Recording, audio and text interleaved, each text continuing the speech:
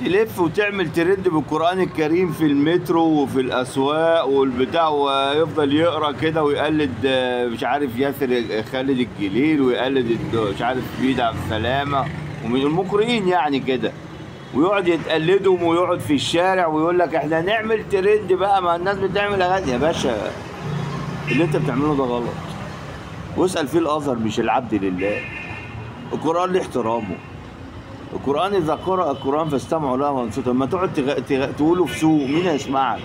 ويجدعوه ايه اللي انتوا بتعملوه ده؟ ايه ده؟ ايه ده؟ ايه مطربين القرآن دول؟ ايه المطرب ده؟ مطرب ده انت ما بتغني القرآن ده، النبي عليه الصلاة والسلام حذر من اللي زي ده. يقول لك يعني القرآن ده واخدينه سلعة عشان يعمل ترند. هتيجي تقول لي يا باشا ما هو مش أحسن من الأغاني، لا مش أحسن من الأغاني.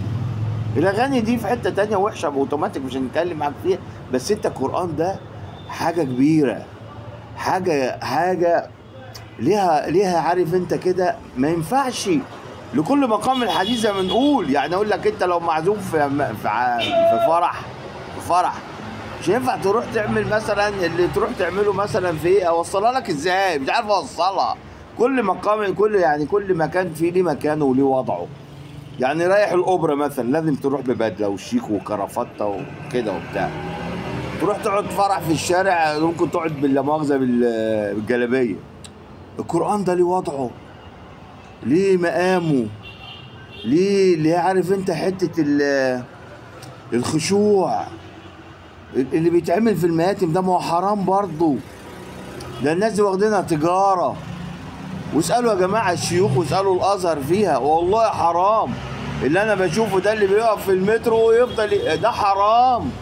محدش سمعك وهيصه ودوشه، مش كده. كله عاوز يركب الترند، مش كده خالص. اعمل مسابقات دينيه ماشي انا معاك، لكن اللي انتوا بتعملوه ده ما يرضيش ربنا اصلا، يعني ما يرضيش ربنا ولا يرضي حد الصراحه.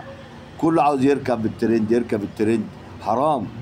ده قرآن لو انت مشغله في محل ومش سامعه حرام عليك. لو مشغله في البيت ونايم حرام عليك. لو مشغل القرآن في اي مكان وانت مش منصت ليه حرام عليك. اسأل، انا ما بفتلكش، ما بدكش فتوى، انا بقول لك حاجة اسأل عنها، اسأل وابحث. حرام. مش كده، مش كله عايز يركب الترند وخلاص.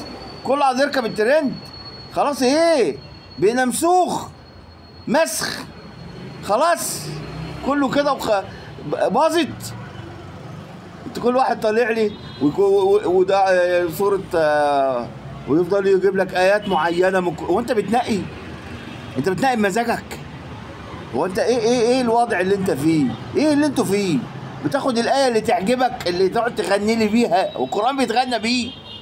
فين الشيخ المنشاوي، الشيخ عباس عبد الصمد، الشيخ الجليل الحصري، البنا اسماعيل مصطفى اسماعيل، يا جماله الناس الجميله دي، الشيخ محمد رفعت.